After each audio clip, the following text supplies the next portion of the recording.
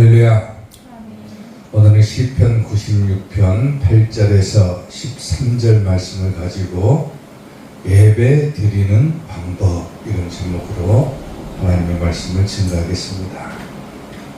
지난주에 말씀드렸다시피 시편 96편은 하나님의 공의로우신 통치에 대한 찬양이다 그랬죠.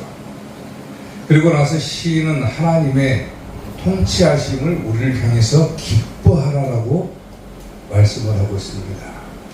그리고 후반절에 와서는 무슨 얘기를 하냐면 하나님께만, 오직 하나님께만 영광과 권능을 돌리고 또 하나님께만 예배드릴 것을 우리에게 요청을 하고 있다는 사실입니다. 세상의 모든 신들, 물론 가짜죠. 모든 신들을 다 배제시키고 성도라면은 오직 하나님께만 예배드리라. 근데 어떻게 예배를 드릴 것인가 하는 부분이 굉장히 중요하겠죠. 하나님께 예배한다, 예배를 드린다 그러는데 과연 어떻게 하나님께 예배를 드리는 것이 맞는 방법이냐 이거예요. 그래서 오늘은 그 예배 드리는 방법에 대한 얘기들을 좀 나눌까 합니다. 자, 그러면 예배 드리는 방법 첫 번째, 예물을 들고 드려야 된다고 했어요. 오늘 보면 8절 말씀을 보면은 여호와의 이름에 합당한 영광을 그에게 돌릴지어다. 그리고 나서 뭐라 하냐면 예물을 들고 그의 궁정에 들어갈지어다 그래요. 하나님께 예배를 드리는 첫 번째 방법은 뭐냐면은 예물을 들고 예배를 드려라. 이게 뭡니까? 헌금하라 이거예요. 헌금하라. 하나님께 헌금하면서 예배를 드려라. 당시 동방의 풍속을 보게 되면은 왕 앞에 사람들이 나아갈 때는 반드시 뭘 해야 되냐면 예물을 들고 왕 앞에 나아가게 되어 있습니다. 풍속이거든요. 근데 하나님께서는 왕 중에 왕, 만왕의 왕이신데 하나님 앞에 나아가면서 예물을 들고 가지 않는다. 이건 뭡니까? 잘못된 거예요. 오늘 여러분들이 하나님 앞에 예배를 드리러 나왔는데 헌금하지 않고 예배를 드렸다. 그 예배는 하나님께서 절대로 받으시는 예배가 될 수가 없다는 거예요. 헌금하셔야 돼요, 무조건. 만왕의 왕인 하나님 앞에 나왔는데 헌금하지 않고 예배를 드린다? 잘못됐겠죠. 반드시 헌금하셔야 된다는 거예요. 왜 이렇게 헌금을 강조하냐면은 오늘 말씀에서도 나오듯이 하나님 앞에 나아가는데 여호와의 궁정에 뭘 들고 들어가라 그러니까 예물을 들고 들어가라. 하나님 앞에 예배드리러 나오면서 헌금하지 않고 예배를 드렸다. 잘못된 거죠. 근데 왜 이렇게 우리를 향해서 하나님은 헌금을 요구하실까? 어떤 사람은 그러잖아요. 교회를 향해서 뭐라고 하냐면 교회 가면 헌금하라고 한다. 심지어는 목회자들 중에서도 뭐라고 하냐면은 믿음에 따라서 하면 되고 안 하면 된다 그래요. 그러면 동방의 풍속을 먼저 보게 되면은 왕 앞에 나아가는데 믿음에 따라서 예물을 들고 왕 앞에 나가기도 하고 믿음에 따라서 왕 앞에 예물을 안 들고 가도 됩니까? 불가능한 거잖아요. 반드시 왕 앞에 나갈 때는 예물을 들고 들어가야 되는데 믿음에 따라서 하고 안 하고가 차이가 납니까? 그 믿음에 따라서 11조 해도 되고 안 해도 된다. 믿음에 따라서 주일헌금 해도 되고 안 해도 된다. 잘못된 겁니다. 반드시 해야 되는 거예요. 반드시. 지난주에 제가 헌금에 대해서 말씀을 드렸죠. 그게 뭐라 했습니까? 헌금하는 것은 하나님을 찬양하는 것이라고 그랬죠. 찬양하는 것. 아멘. 오늘 제가 지난주에 4가지를 설명을 해드리면서 하나님께 우리가 헌금하는 것은 하나님을 찬양하는 것에 속한다 그랬어요. 아멘. 근데 찬양하지 않는다는 거잖아요. 그러면 하나님께서 왜 우리에게 11조를 요구하시고 왜 하나님께서 우리에게 감사헌금을 요구하실까? 말라기서를 보면 뭐라고 합니까? 만군의 여호와가 이르노라 너희 조상들의 날로부터 너희가 나의 규례를 떠나 지키지 아니하였도다. 그런즉 내게로 돌아오라. 그리하면 나도 너희에게로 돌아가리라 하였더니 너희가 이르기를 우리가 어떻게 하여야 돌아가리까 하는도다. 하나님을 떠난 백성에게 하나님께서 뭐라 합니까? 지금 너희는 너희 조상들의 날부터 내 말을 지키지 않았다. 나와의 언약을 지키지 않았다. 그런데도 불구하고 너희는 나한테 돌아와야 된다. 하나님께서 요구하고 계시죠. 근데 사람들은 뭐라 합니까? 우리가 어떻게 하나님께 돌아갈 수 있습니까? 물어봐요. 자, 하나님께서 그 방법을 일러주시죠. 사람이 어찌 하나님의 것을 도둑질하겠느냐 그래요. 이 말씀이 뭔 말씀입니까? 이스라엘 백성들을 향해서 하나님은 어떻게 우리가 하나님께로 다시 돌아갈 수 있습니까? 그러니까 하나님께서 뭘 말씀합니까? 너희가 도둑질하지 말아라 그거잖아요. 지금 도둑질하지 말아라. 사람이 어떻게 하나님 것을 도둑질하느냐? 그러나 너희는 나의 것을 도둑질하고도 말하기를 우리가 어떻게 주의 것을 도둑질하였나이까 하는도다 그래요.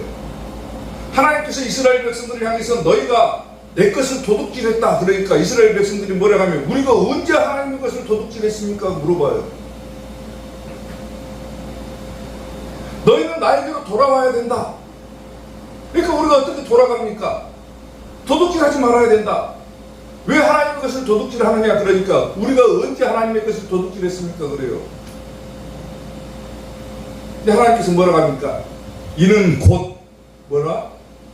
11조와 보험물이라고 그러죠. 11조 하지 않았고 하나님께 감사헌금 드리지 않았다. 그것이 도둑놈이다 그거예요. 도둑놈이다. 그러니까 너희는 하나님께로 돌아갈 수가 없다는 거잖아요. 그러면은 도둑놈들은 하나님께 돌아갈 수가 없다. 근데 믿음에 따라서 11조를 해도 되고 하지 않아도 된다? 믿음에 따라서 감사헌금 해도 되고 안 해도 된다? 교회 예배드리러 나오면서 하나님께 드릴 예물도 가지고 나오지 않는다? 절대로 하나님과 가까워질 수가 없다 그 말입니다. 아멘? 말씀이 나오잖아요. 하나님께 돌아가는 방법 도둑질하지 말아야 된다. 하나님께서 직접적으로 말씀하시잖아요. 사람이 어떻게 하나님 것을 도둑질하냐? 이게 뻔뻔하게 이스라엘 백성들이 우리가 언제 하나님 것을 도둑질했습니까? 너희가 11조 하지 않고 너희가 보험을 하지 않았으니까 그것이 도둑놈이다 그거예요.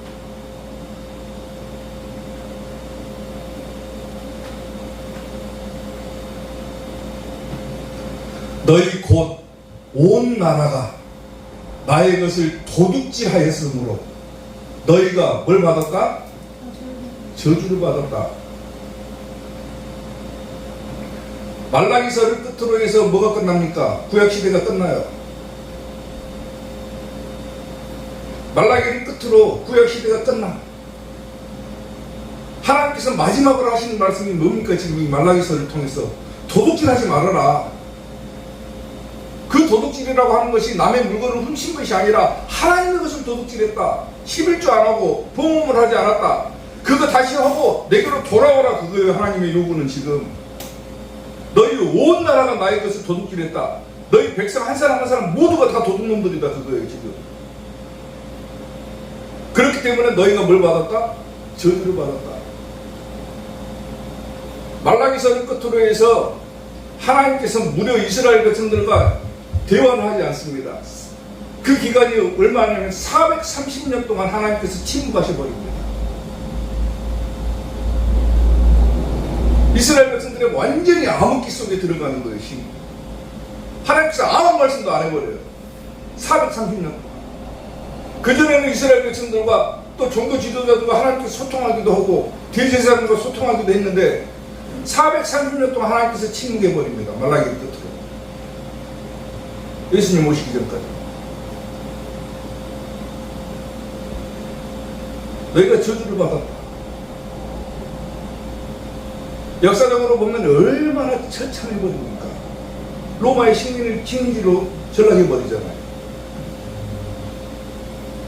만군의 여호와가 이르노라 너희의 온전한 11조를 창고에 들여 나의 집에 양식이 있게 하고 너희가 11조에서 하나님의 집에 양식이 있게 해라. 그것으로 나를 시험하여 내가 하늘 문을 열고 너에게 복을 쌓을 곳이 없도록 붙지 아니하나 봐라. 너희가 11조 해봐라. 저주가 뭘로 바뀐다? 축복으로 바뀐다 그거예요. 너희는 11조 하지 않고 감사헌금하지 않았기 때문에 저주를 받은 것이다. 근데 한번 해봐라. 내가 너희에게 복을 쌓을 곳이 없도록 푹 부숴주겠다 그 말이잖아. 부숴주겠다. 하나님께서 저렇게까지 말씀을 하시는데 이스라엘 백성들이 전부 다 침묵이고 얼마나 안타깝습니까? 오늘 이 시대에 11조 설교하고 헌금 설교하면 이상한 목사라고 취급받는 시대입니다. 교회 가니까 매 11조라고 하고 교회 가니까 매 헌금하라고 하고 돈 요구한다고 그럽니다. 돈 요구하는 겁니까? 하나님께 예물을 요구하는 거예요. 예물을. 어떻게 하나님 앞에 나오면서 11조도 하지 않고 나옵니까? 믿음에 따라서 해도 되고 안 해도 되는 것입니까? 반드시 해야 되는 것이지. 어떻게 교회 가면서 감사헌금 한 번도 하지 않습니까? 잘못된 거죠.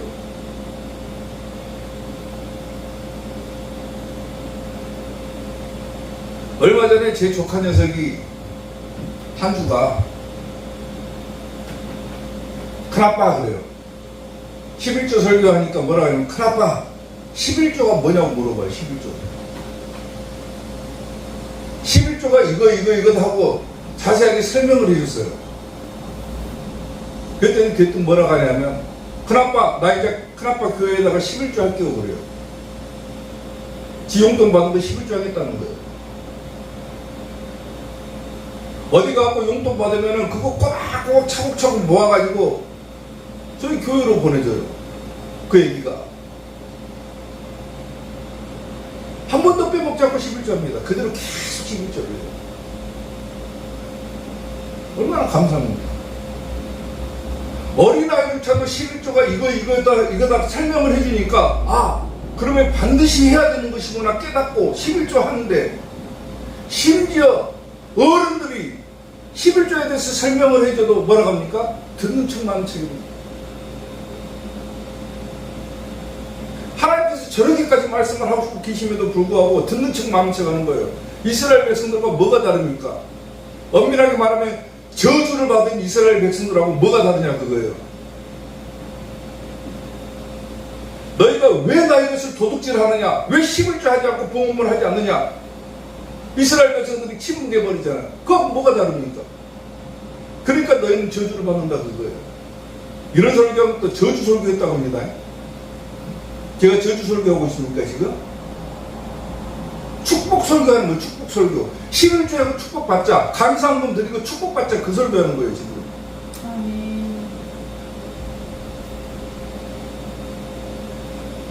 하나님의 은혜로 동주가 사업장을 운영하게 됐죠. 브런치 가게를 운영을 하게 됐는데 브런치 가게를 운영하면서 2주째 지금 11조를 했어요. 11조 생각합니다. 사업을 지가 한다고 하면서 무슨 생각을 가지고 있는지를 한번 들여다보니까 사업을 하면서 항상 그 수익에 대한 11조를 염두에 두고 사업을 하고 있더라고요. 그러니까 예를 들면 매출이 올라가면 항상 그만큼 뛰어노는 거예요. 그만큼. 사업하는 사람들이 매출에 11조 하는 거 굉장히 어렵습니다. 저도 해봐서 알아요. 순이득이 11조 하는 것은 조금 쉬울 수 있어요. 그것도 어려운 사람들 있죠. 순이득이 11조. 이게 잘못된 거죠. 근데 매출에 11조를 한다. 엄청 어려운 겁니다, 이거. 다행히 우리 교회 성도들은 매출에 11조입니다, 지금. 소산에 11조 하는 거예요, 소산에 11조. 성령들.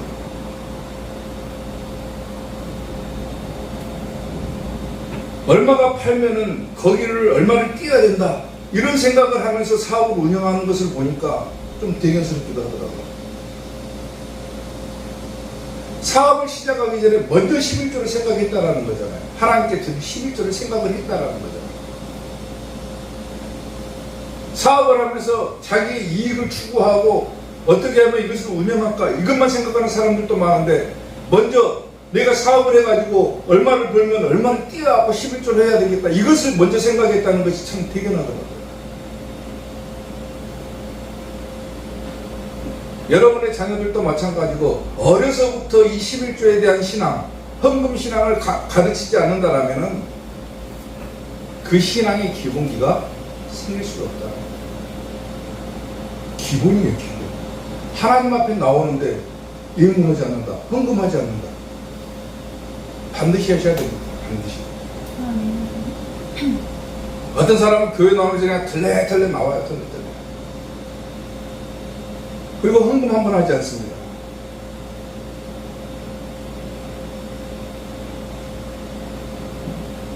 하나님께서 뭐라 합니까? 야, 이 도둑놈아 그래요. 야, 이 도둑놈아 그래요. 도둑놈아.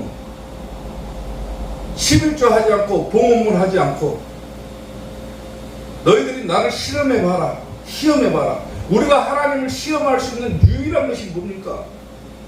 그 11조하고 봉헌물입니다. 지금 사람이 어떻게 하나님을 시험합니까? 근데 하나님께서 뭐라고 합니까? 나를 시험해봐라. 너희가 11조하고 봉헌물 해봐라. 나를 한번 시험해봐라. 내가 너에게 복을 쌓을 것이 없도록 굳지 아니하나 봐라. 그 정도로 어마어마한 축복을 주시겠다.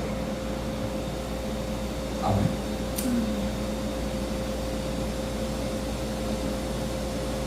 어떤 사람이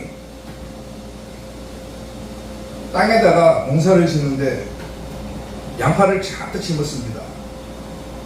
그리고 이쪽 땅에다는 고추를 심었고 저쪽 땅에다는 벼를 심어가지고 쌀을 생산을 해요. 아까 세 가지 농사를 짓죠. 양파 농사, 고추 농사, 벼 농사. 그리고 소산이 발생을 합니다. 가을에 추수를 끝내고 나서 양파에 대한 수익도 생겼고 고추에 대한 수익도 생기고 벼에 대한 수익도 생겨요. 그러면 11조를 어떻게 해야 됩니까? 전부 다 해야죠. 벼에 대한 11조, 고추에 대한 11조, 양파에 대한 11조 해야죠. 근데 그 해에 가장 시세가 안 좋은 고추가 그 해에 가장 시세가 안 좋았어요. 양파는 시세가 좋고 벼도 시세가 좋은데 고추가 예를 들어서 시세가 너무 안 좋았어요. 근데 그 사람은 11조를 어떻게 하면 고추에 대한 11조 먹습니다. 그리고 떠들어요. 나 11조 합니다 그래요. 그게 11조입니까? 양파 농사를 해가지고 엄청나게 그 해에는 수확이 좋았어요. 시세도 좋고 벼도 그렇고. 근데 고추는 너무 안 좋아. 시세도 떨어져가지고 얼마 되지도 않아요. 근데 고추에 대한 11조를 했어요. 그래놓고 뭐라고 떠드냐면 나는 하나님께 11조 하는 사람이라고 떠들거든요.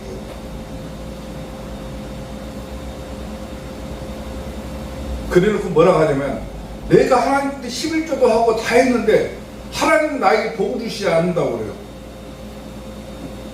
그게 복 받을 짓입니까?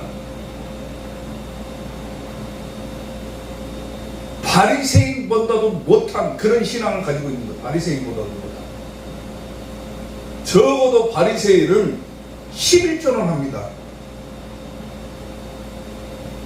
정확한 11조를 넣는 사람들이 바리새인들이에요. 너희의 의가 바리새인보다 낫지 못하면 결단코 천국에 들어갈 수 없다고 말씀하신 예수님의 말씀 한번 떠올리십시오. 바리새인들은 11조를 하고도 예수님을 몰라봐서 망한 것이지만은 그 바리새인보다도 못하게 신앙생활 하면서 하나님의 복을 받기를 기대합니까? 실제로 그런 사람이 있었어요. 그래서 설명을 해드리고 이렇게 해야 됩니다. 저렇게 11조를 이렇게 해야 됩니다. 그렇게 하시면 안 됩니다. 그렇게 설명을 해드려도 11조 하기만 하면 되지 막 그런 거 갖고 따지냐고 그래요.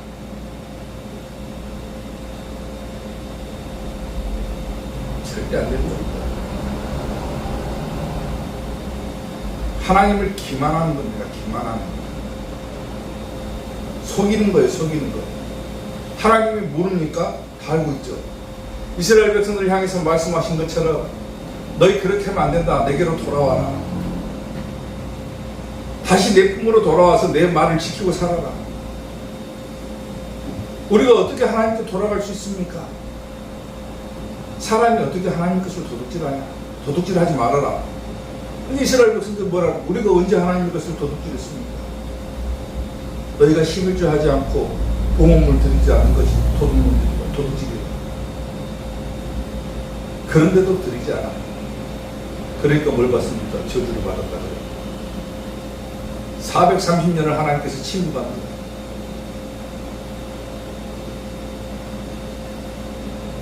기독교의 역사로 그 기간을 신구약 중간사라고 그래요. 신구약 중간사. 구약 시대가 끝나고 430년을 그때부터 하나님께서 침묵하시고 그 다음에 다시 신약 시대가 열리거든요. 그래서 신약과 구약 사이에 있는 중간기다 해가지고 그것을 신구약 중간사다 그래요. 그래서 그 기간이 430년입니다. 그 기간에 어마어마한 일들이 일어납니다. 비참이 되어버려요. 이스라엘 백성들. 노예로 끌려가다 먹고 노예로 끌려가는 것은 다반사고 어마어마한 일들이 일어나요. 사랑하는 성도 여러분, 저주를 받는 삶을 선택할 것인가 아니면 하나님의 말씀대로 축복된 삶을 살 것인가? 불안하시죠? 하나님의 말씀대로 하기가 불안하죠? 과연 내 돈, 아까운 피 같은 내 돈 하나님께 드려가지고 과연 복을 받을 수 있을까? 인간의 원리적으로, 인간의 논리적으로 생각하면 내 돈을 갖다가 넣는데 어떻게 내가 복을 받냐 그거죠. 다른 사람들 100만원 받는데 나는 90만원 받는 거하고 똑같은데 내가 어떻게 더 잘 될 수가 있느냐 그거죠. 인간적인 논리로는. 근데 하나님께서 뭐라고? 실험해봐라. 사람의 방법과 사람의 생각과 사람의 논리로는 절대로 이것을 이해할 수 없지만은 하나님의 방법이라면은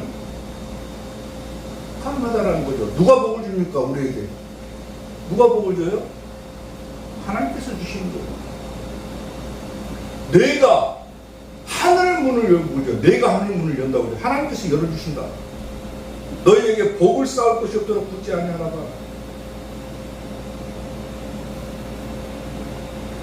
사랑하는 성도 여러분,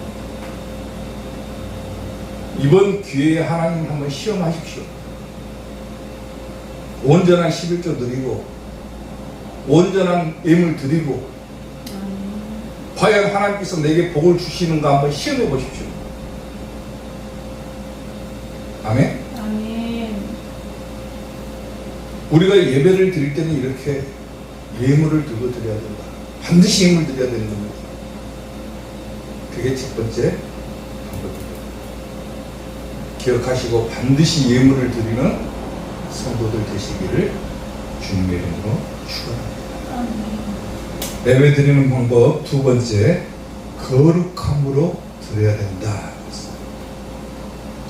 오늘 보면 9절 말씀을 보면은 아름답고 거룩한 것으로 여호와께 예배할지어다 그러죠. 성경이 빨리 것 같아요. 오늘 보면 9절 말씀 그냥 앉아. 오늘 보면 9절 말씀 보세요. 성경. 아름답고 거룩한 것으로 여호와께 예배할지어다. 온 땅이여 그 앞에서 떨지어다. 그렇죠. 아름답고 거룩한 것으로 예배드리라 그러죠. 여기서 아름답고 거룩한 것이라고 하는 것은 원래 성경 번역은 뭐라고 되냐면 단정한 복장을 말하는 겁니다. 단정한 복장으로 예배를 드려라. 속된 말로 양아치처럼 입고 와가지고 예배 드리지 말아라 그거예요. 뭔 말인지 아시죠? 목사가 양아치라는 말 쓰니까 이상합니까? 희한하게 옷 입고 와가지고 예배 드리지 말아라. 하나님 앞에 예배를 드릴 때는 단정한 복장으로 예배를 드려라. 이렇게 번역을 합니다, 보통. 근데 톰슨 주석을 보니까 뭐라고 번역을 했냐면은, 여기서 아름답고 거룩한 것이라고 하는 것은 거룩한 아름다움, 즉 거룩한 삶을 의미한다고 했습니다. 다시 말하면은 거룩한 삶이라고 하는 것은 경건을 말합니다. 경건하게 드려라. 아멘. 경건하게 드려라.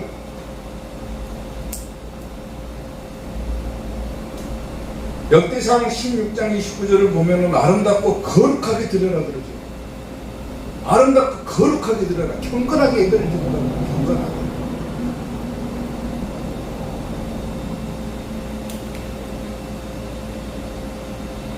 하나님 앞에 예배를 드리면서 경건하게 거룩하게 예배를 드리지 않는다라면은 그 예배는 잘못된 것이다. 경건하게 드려라. 거룩한 삶으로 드려라. 어떤 명언을 보니까 이런 얘기가 있더라고요. 채찍질을 하지 않고서는 말을 원하는 곳으로 끌고 갈 수가 없다. 말을 원하는 곳으로 끌고 가기 위해서는 뭘 해야 되냐면 채찍질을 해야 된다. 압력을 가하지 않고 수증기나 기체를 원하는 방향으로 몰아갈 수 없다. 마찬가지로 사람의 인생도 어떤 한 가지 일에 집중해서 헌신하고 훈련되지 않고서는 아무것도 이룰 수 없다. 이런 명언이 있습니다. 이게 쉽게 말하면 뭐라는 거예요? 디모데전서 4장 7절에서 8절 말씀처럼 경건에 이르도록 자신을 연습해라 그거예요. 연습해라. 아멘. 경건은 내 생에 약속이 있다라고 얘기를 하잖아. 아멘. 내 삶이 경건하지 못한다. 경건한 사람이 어디가 있습니까? 사람이. 거룩한 사람이 어디가 있어요? 하나님이 거룩하시면 우리가 따라가는 것들이지 진짜로 자기가 하나님처럼 거룩한 사람이 어디가 있습니까? 근데 말씀은 뭐라고 합니까? 경건에 이르도록 자신을 연습하라. 그거 연습해라. 훈련해라. 그거 훈련해라. 때로는 사람이 한순간에 경건해지지가 않잖아요. 오늘 말씀에서는 우리가 하나님께 예배드리는 방법에 대해서 얘기를 하면서 경건하게 예배를 드려라. 거룩하고 아름답게 드려라. 근데 우리가 그렇게 한순간에 거룩해져 버릴 수가 없는 존재들이잖아요. 우리가 끊임없이 우리가 스스로가 경건해지도록 훈련하고 연습되어져야 되는데 그게 힘들다는 거예요. 힘들다. 근데 우리가 바꿔 나가야 된다. 바꿔 나가야 된다. 때로는 내 생각과 하나님의 생각이 다르다라면 그 생각을 바꿔야 됩니다. 바꿔야 돼요. 자기가 아무리 고집스러운 사람이라 할지라도 하나님의 생각과 다르다라면, 하나님의 뜻과 다르다라면 하나님의 뜻을 바꾸려고 하는 것이 아니라 자기 뜻을 바꿔야 돼요. 그게 훈련인 거예요. 훈련. 때로는 자기가 어떤 행동을 하는데 성경과 어긋나는 행동을 하고 있다. 그럼 뭐 해야 됩니까? 그 생활 습관을 바꿔야죠. 그게 훈련인 거예요. 훈련. 뭐 하는 훈련입니까? 경건에 이르는 훈련인 거예요. 그것도. 생각도 바꾸고 때로는 자기 생활 습관도 바꾸고 항상 내 위주로 내 중심으로 살았는데 이제는 예수님 중심으로 살아야 되겠다. 하나씩 하나씩 바꿔나가는 거예요. 경건에 이르도록 연단하라. 연습해라. 계속해서 경건에 이르도록 훈련하고 연습되어지고 이걸 해나갈 때 우리의 모습은 점차 뭘로 바뀌는 겁니까? 하나님의 모습과 같이 거룩해지는 모습으로 점점 더 바꿔지는 겁니다.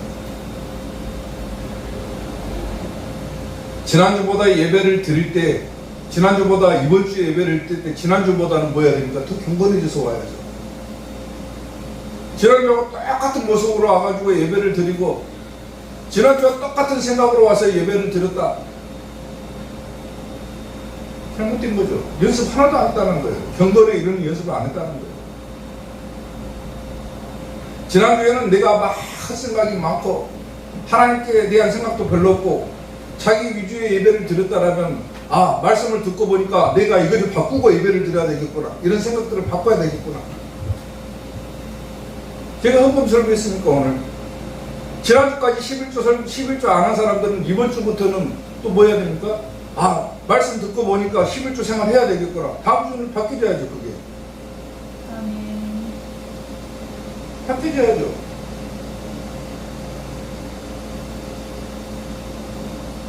하나하나씩 바꿔나가는 겁니다. 그게 훈련이고 경건해지는 거. 그게 거룩해지는 거예요. 그렇게 예배를 드려라 그거예요. 아름답고 거룩한 것으로 여호와께 예배할지어다 그러잖아요. 오늘 말씀에서. 아멘.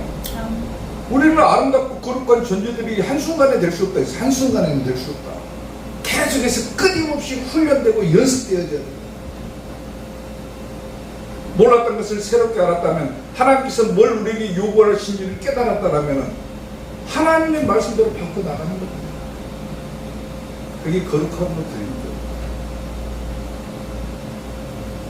사랑하는 성도 여러분, 예배는 경건하게, 예배는 단정한 복장으로, 아멘. 예배는 거룩함으로, 지난주보다 이번 주는 더 거룩하게, 이번 주보다 다음 주는 더 거룩하게, 아멘. 점점 더 바꿔줘야 됩니다. 하나님께서 우리에게 그걸 요구하십니다. 거룩하고 아름답게. 그게 예배드리는 방법입니다. 거룩한 성도들이 되시기를 주님의 이름으로 축원합니다. 예배드리는 방법 마지막 세 번째, 즐거움으로 드려라 그랬어요. 오늘 보면 12절 말씀을 보면은 밭과 그 가운데 있는 모든 것은 즐거워할지로다 그랬어요. 밭과 그 가운데 있는 모든 것은 즐거워할지로다. 그때 숲의 모든 나무들이 여호와 앞에 즐거이 노래하리니 그러죠. 하나님 앞에 예배를 드릴 때는 어떻게 드려라? 즐거워해라. 즐거움으로 드려라고요. 즐거움. 마지못해서 드리는 예배가 아니라 즐거움으로 드려라. 아멘. 오늘 말씀에는 밭과 그 가운데 있는 모든 것, 사람뿐만 아니라 밭과 그 가운데 있는 모든 것. 성경이 참 재밌는 표현을 썼죠. 지구상에 있는 모든 것을 갖다가 하나님을 찬양하는 찬양대의 이론으로 지금 보는 거예요. 사람만 하나님께 찬양하는 것이 아니라 밭에 있는 나무들도 찬양하고 산들도 찬양하고 바다도 찬양하고 그 가운데 있는 모든 것은 다 하나님을 찬양해라. 즐겁게 해라. 즐거움으로 드려라. 여기서 즐거워하다라고 하는 단어의 뜻은 뭐냐면요, 아주 기뻐가지고 막 펄쩍펄쩍 뛰는 것을 말하는 거예요. 그 정도로 기뻐해라. 하나님 앞에 나오는 것이 다 기쁘다 즐겁다 막 이렇게 예배를 드려라 그거예요. 아멘. 그런 마음으로 오시라는 거예요. 아멘. 교회에 들어오는 현관 문 앞에서부터 무슨 인생에 괴로운 일이 있어가지고 인상 팍 쓰고 들어와가지고 예배 드리는 내내 인상 팍 쓰고 있는 사람들도 있고, 아예 무슨 말을 하는지 팔짝 다 끼고 눈 감고 설교 듣고 있는 사람들도 있고, 실제로 그런 사람이 있었습니다. 교회는 왜 나온지 모르겠어요. 교회에 와가지고 팔짱을 딱 끼고 이렇게 앉아가지고 눈을 탁 감고 예배를 드립니다. 다른 사람 같으면 그냥 못 버티겠지만 저는 한마디를 했어요. 눈 뜨세요 그랬습니다. 눈 뜨세요. 눈 뜨세요. 그러니까 예배 끝나고 뭐라 하냐면 자기는 다 듣고 있었다는 거예요. 듣고 있었다는 거예요. 별의별 성도가 다 있습니다. 뭐하라고 교회 나왔습니까? 그러려면. 그렇게 예배 드릴 거면 뭐하러 교회 나옵니까? 하나님 앞에 예배를 드리러 나올 때는 즐거움으로 드려라. 아주 막 기뻐서 펄쩍펄쩍 뛰게끔 그렇게 예배를 드려도 부족한 판에 인상 팍 쏘고 나와가지고 팔짱 딱 끼고 눈 감고 있고, 그게 무슨 예배 태도입니까?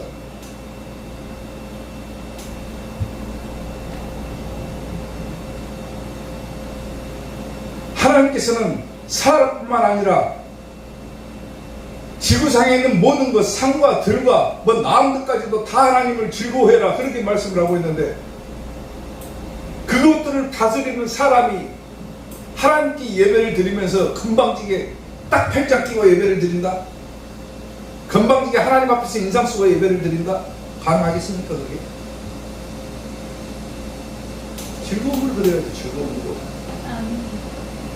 시편 65편 10절에서 12절을 보면은요, 주께서 밭고랑의 물을 넉넉히 대서 그 이랑을 평평하게 하시며 또 담비로 부드럽게 하시고 그 싹에 복을 주시나이다. 주의 은택으로 한 해를 관시우시니 주의 길에는 기름방울이 떨어지며 들의 초장에도 떨어지니 작은 산들이 뭐한다? 기쁨으로 뛰어나이다. 산들이 기뻐한다. 이사야 55장을 보게 되면은 너희는 기쁨으로 나아가며 평안히 인도함을 받을 것이요 산들과 언덕들이 너희 앞에서 뭘 한다 그럽니까? 노래한다. 아니 산과 언덕이 노래하니까 사람의 생각으로 보면은 성경 말씀에 산과 언덕도 노래한다. 들의 모든 나무가 뭐한다? 손뼉을 친답니다. 박수 친답니다. 잣나무는 가시나무를 대신하여 나며 화석령은 찔레를 대신하여 날 것이라. 이것이 여호와의 기념이 되며 영영한 표징이 되어 끊어지지 아니하리라. 막 산들이 노래하고 막 박수 칩니다. 산에 있는 모든 것, 지구상에 있는 모든 것들도 하나님께서 다 만드신 것이고 창조하신 것이고, 하나님께서 만드신 모든 것은 다 만드신 그분을 향해서 즐거워해야 될 의무가 있는 겁니다. 의무가. 심지어 산과 바다와 들과 언덕들까지도 다 손뼉치고 노래하고 막 하나님을 기뻐하는데 사람이 기뻐하지 않는다. 하나님은 하나님께 예배를 드리러 나오면서 기쁜 마음으로 예배를 드리지 않는다. 잘못됐겠죠?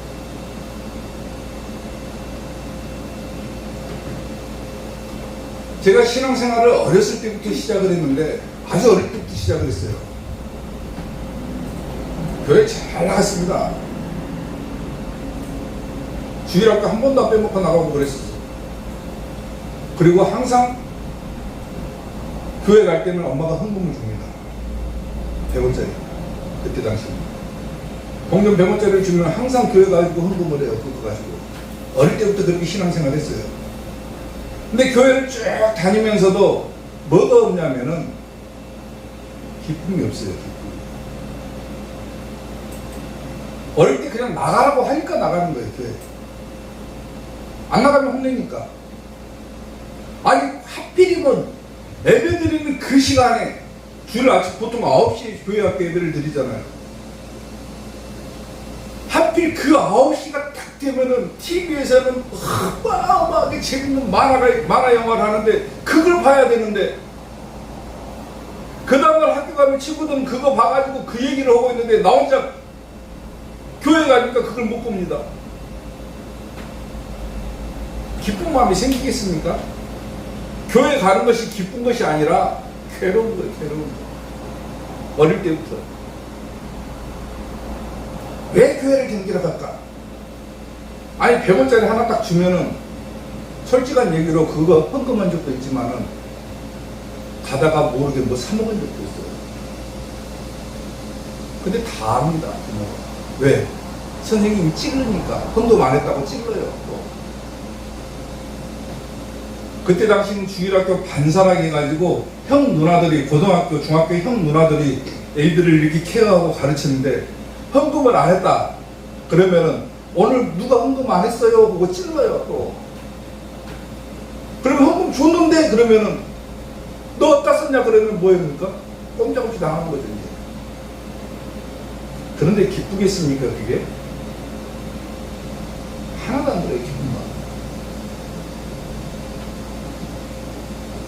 신앙생활을 굉장히 어릴 때부터 했으니까 제가 76년생이니까 제가 뭐 인지를 하고 있다고 하면 한 7살 때부터나 그때도 교회를 다니고 있더라고요 제가 기억해보니까.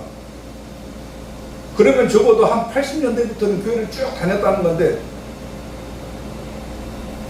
기쁜 마음이 하나도 없었어요. 근데 하나님께서 기가 막히게 우리나라 월드컵에 맞춰가지고 월드컵 4강 신화에 맞춰가지고 2002년도에 저에게 은혜를 주십니다. 2002년도에 은혜를 주시더라고요. 은혜를 딱 주시는데 그전에는 물론 은혜를 받기는 받았지만은 2002년도 그 해에 받았던 은혜는 잊을 수가 없는 거예요. 잊을 수가 없는 거예요.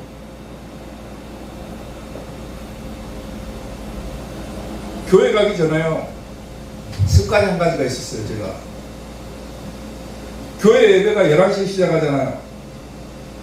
그러면 10시 55분이 딱 되면 뭐 하냐면은 담배를 한 대를 핍니다. 왜? 11시 예배니까 5분 전에 담배 한 대 피고 들어가요. 그리고 11시 딱 되면 들어가요 교회. 청년 때 목사님이 기도합시다 그러면은 오케이 잘됐다 눈 감고 좀 잠을 수 있는 시간. 목사님이 기도를 길게 하시니까 좀 자는 시간. 찬송 부릅시다 그러면은 그냥 못 들은 척 하고 입을 그냥 빵긋빵긋 하기만 하지 소리는 하나도 안 납니다. 같이 통성으로 기도합시다 그러면은 얼마나 재밌는지 몰라요. 왜? 엎드려서 잘 수 있으니까. 그렇게 신앙생활 했어요. 근데 2002년도에 은혜를 주시는데 그 은혜를 탁 받고 보니까 새벽에도 교회를 가고 싶더라고요. 새벽에 교회 가고 싶어요. 아니 그 전날 저녁에 예배를 드리고 집에 왔는데 그 다음날 새벽이 막 기다려지는 거. 그리고 새벽 예배가 딱 되기 전에 집에서 출발해가지고 걸어서 교회를 가는데요. 그 기분은 이루 말할 수가 없습니다. 그때 당시. 딱 오늘 성경의 표현처럼 상과 들고 뭐 바다가 노래하고 손뼉 친다고 그러는데요. 꼭 그런 기분이에요. 모든 만물이 막 다 새롭게 보이고 막 산과 나무도 다 다르게 보이고 막 기분이 막 붕 떠다니는 것 같으면서요. 너무 즐거울 수가 없는 거예요. 그렇게 교회 가는 것이. 그전에는 목사님 설교하면 귀에 하나도 안 들어옵니다. 근데 목사님 말씀 하나하나가 귀에 탁 꽂히는데 얼마나 이 마음에서 말씀이 꽂힐 때마다 막 기쁨이 팍 터져 나오고. 그전에 기도합시다 하면 뭐라 했습니까? 잠자는 시간이잖아요. 기도합시다 하면 막 1시간씩 기도하고 그랬어요. 그때 1시간 넘게 막 새벽에.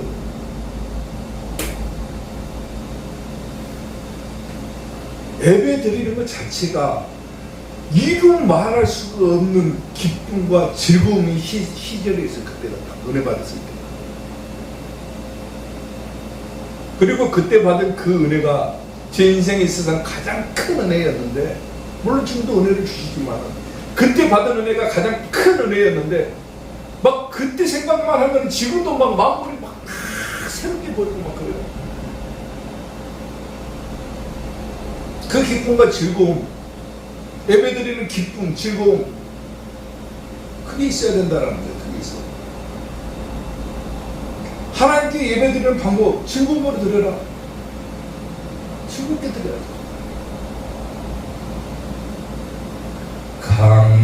강물같이 흐르는 기쁨, 성령님 강림함이라. 정결한 마음 영원하도록 주의 거처 되겠네. 주님 주시는 참된 평화가 내 맘속에 넘치네. 주의 말씀에 거센 풍랑도 잠잠하게 되도다. 아멘. 아멘. 강물같이 흐르는 기쁨, 성령님 강림 아니라. 아멘. 그 당시에 제가 그 기쁨을 누릴 수 있었던 것은 성령님께서 찾아와 주셨기 때문입니다. 아멘. 오늘 예배드린 여러분들에게도 하나님께서는 뭘 주십니까? 성령님을 주십니다. 아멘. 아멘. 아멘. 성령님은 항상 여러분과 함께하고 있습니다. 여러분들은 모든 생활 습관을 다 바꾸고 지각을 열고 성령님을 받아들이십시오.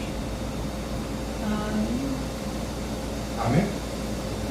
자기 생각을 바꾸고 습관을 바꾸고 점점 더 거룩함에 이르도록 연습을 하다 보면은 어느 순간 하나님께서 뭘 줍니까? 은혜를 주십니다.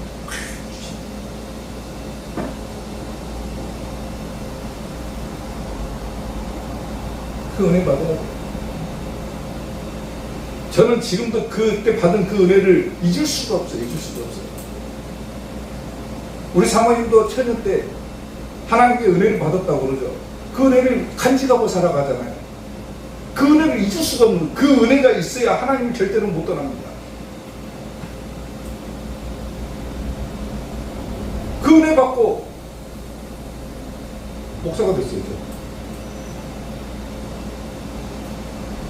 그리고 사람이 살다 보면 그래. 목사도 마찬가지입니다. 저도 성질이 완전히 개차반이라 좀 기분 나쁘고 막 욱하는 것이 올라오면 그냥 막 성질부터 나가는데 다 때려치고 그냥 한번 봐볼까 막 이런 생각도 들다가도 뭐가 있으니까 참아지냐면은 그때 받은 그 은혜가 지금도 있기 때문에 참아집니다. 세월이 20년 넘게 지났는데도 불구하고 그때 받은 그 은혜, 하나님께서 나에게 주신 그 은혜, 그 기쁨, 그 즐거움이 있기 때문에 절대로 하나님을 떠날 수가 없는 겁니다. 아멘. 목사 되기 잘했다 하는 생각이 드는 거죠. 만약에 그냥 일반 세상 사람처럼 살았다면 아마 유치장을 몇 번 왔다 갔다 했을지도 모릅니다. 성질이 더러워가지고. 기쁨과 즐거움으로 하나님 앞에 이렇게 설 수 있는 것도 얼마나 감사합니다. 아멘. 사랑하는 성도 여러분, 오늘 저는 여러분들에게 세 가지 것을 말씀드렸습니다. 하나님께 어떻게 예배드릴 것인가? 첫째, 헌금하면서 예배드려라. 아멘. 11조 해야 되고 감사헌금 해야 된다. 아멘. 반드시 해야 된다. 아멘. 그리고 두 번째, 경건함으로 드려라. 아멘. 거룩함으로 드려라. 그리고 마지막 세 번째, 기쁜 마음, 즐거움으로 예배를 드려라. 아멘. 예배 드리는 것이 즐거워야 돼요. 즐거워요. 내가 내 마음이 즐겁지 않다면 하나님께 기도하십시오. 하나님 내게 기쁜 마음을 주십시오. 아멘. 하나님 내게 은혜 주십시오. 아멘. 그때 제가요 막 이렇게 엎드려 있고 기도 시간에 엎드려 있고 막 예배 시간 전에 담배 한 대 피우고 막 들어가고 이런 거 하는 거 하면서도 무슨 생각을 했냐면 하나님께 속으로 그때 기도한 것이 떠올라요. 하나님 나는 은혜를 못 받으니까 그러잖아요. 그랬어요 제가. 교회 가면 다른 사람들은 다 방언 기도하고 있는데 나는 방언도 못 오고 아무것도 느끼는 것도 없고 이러니까 네가 이럴 수밖에 없잖아요. 그랬어요 하나님께. 그렇게 했더니 하나님께서 어느 순간에 팍 주시더라고요. 제 경험입니다. 방언도 주시더라고요.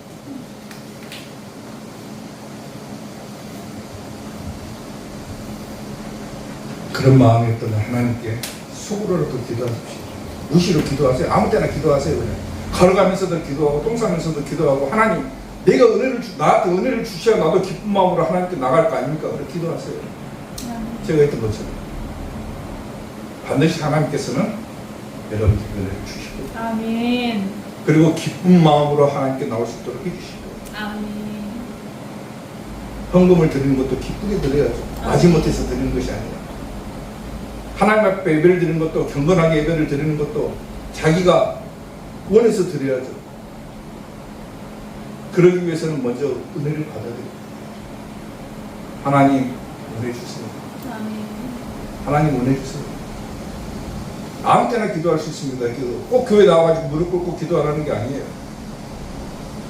그냥 자기 혼자 속으로라도 기도하세요. 하나님, 나도 은혜 좀 주십시오.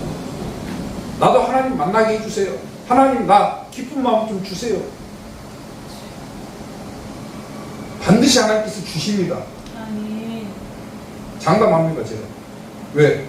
나 같은 사람에게도 주셨습니다. 그렇게 예배를 드려야 그 예배가 진정한 예배가 됩니다. 아멘. 아멘. 항상 하나님께 올바른 예배 드림으로